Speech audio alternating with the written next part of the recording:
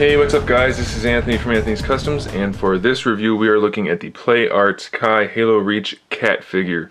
She is the second best figure out of the bunch, I think. There are two that stand out far above and beyond the others. She's number two. I'll show you who number one is in the last video of this batch, but she is definitely one of the best. First of all, her hips, not too big at all. The scaling is much better, the way they designed it much better, and in fact they're not nearly as loose as the other ones, so all around she's a better figure. Probably because she's a female and that's the kind of figure Play Arts does best, but either way she is one of the best of the bunch. She's about 8 3/4 inches tall. She comes with an assault rifle, which is a different paint scheme than the one that Noble 6 came with, but that's okay, it still looks good. She does come with a Magnum also, and she has a grenade, so she has one extra accessory.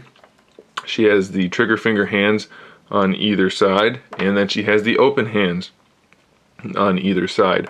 I'm assuming they included the extra weapon just because she uses less plastic, so for the same price point they figured they might as well include an extra weapon, which I do appreciate. She has the silver visor, which looks pretty good. All the paints are pretty uniform on all these guys. They look nice. She's got the brown spots on the knee pads, all the little red dots here and there, the UNSC logo. Everything looks good. I just realized she doesn't have a knife. I said earlier in one of the other videos that George was the one without a knife.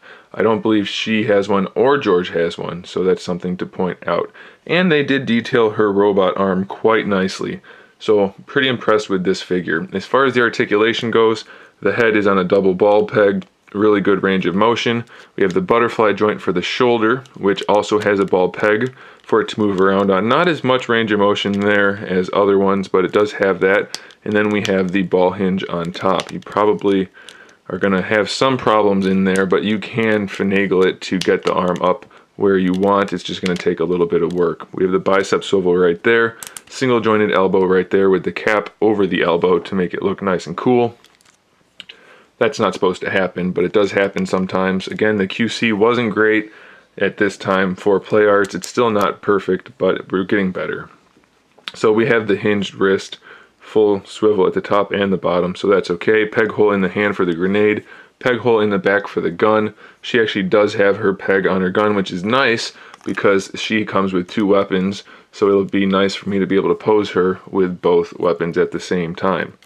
So we'll get to that in a minute, but let's look at the other arm since it's a little bit different. She does have the same type of butterfly joint, but they made it gray to look like the socket where the robot arm is connected.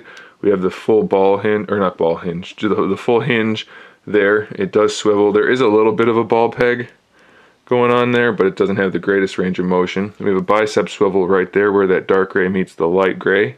So the shoulder pad swivels around the shoulder. We have a ratcheted elbow.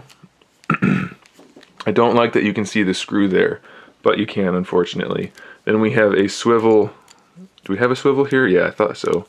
We have a swivel in the forearm, and then the wrist, of course, can swivel at the top and the bottom of the hinge and is hinged. So pretty cool. I like the way they did the robot arm. The upper torso, double ball peg.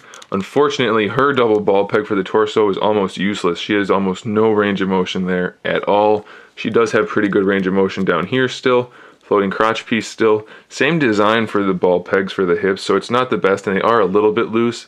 They're just not as bad as the other ones. So full range of motion there. It can move around on the ball peg as much as the sculpt allows, and then you can spin this around the socket of the ball peg on top of that. We have the double jointed knees here. Again, it's not a great design. The packed knees are still screwed up, but it's not horrible on the Spartans. It's easily overlooked, I think, or at least a little more easily overlooked than on some other figures. And then, just like all the other guys, we have the ball hinged ankle, so forward and back.